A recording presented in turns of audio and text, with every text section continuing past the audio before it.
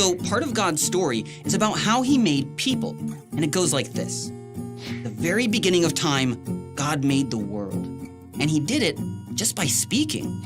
He made the blue sky and planets with rings and galaxies exploding with stars. He made puffy clouds and dry land and sparkling water.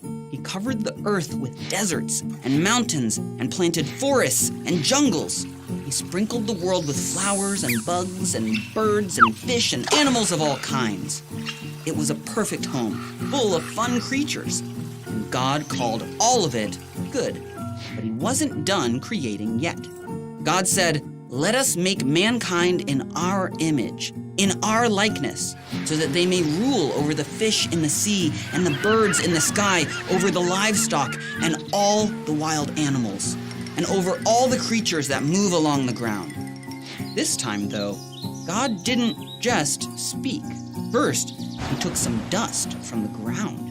Then he breathed into the dust with his own breath. By doing that, he created the very first person, a man called Adam. God put Adam in an amazing garden called Eden.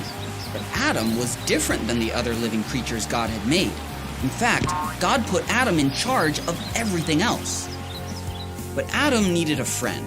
So the Bible says that God caused him to fall into a deep sleep. While Adam was sleeping, God made a woman from one of Adam's ribs. Her name was Eve. And she and Adam were free to live happily in the garden where they could walk and talk with God. It was perfect. Once Adam and Eve were together caring for the garden, God didn't just call the world good, he called it very good. See, people are God's favorite. Remember, we were made in his own image, in his likeness. The Bible says, God created mankind in his own image. In the image of God, he created them. Male and female, he created them. We don't know exactly what it means to be created in God's image. We do know it means he made us like him. So our eyes, our skin, our teeth, our bones are perfectly crafted by God. Our personalities, our sense of humor, our sensitivities, our hobbies, our talents, everything is made by God so that we can be like him.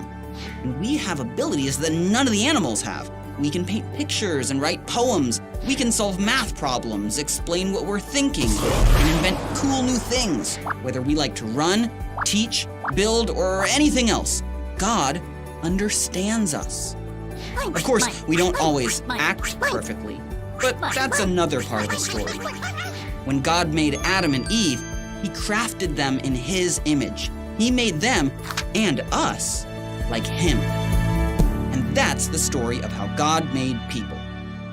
So, in case you missed it, here's the quick version. God made the whole world. It was a perfect home. He called it good.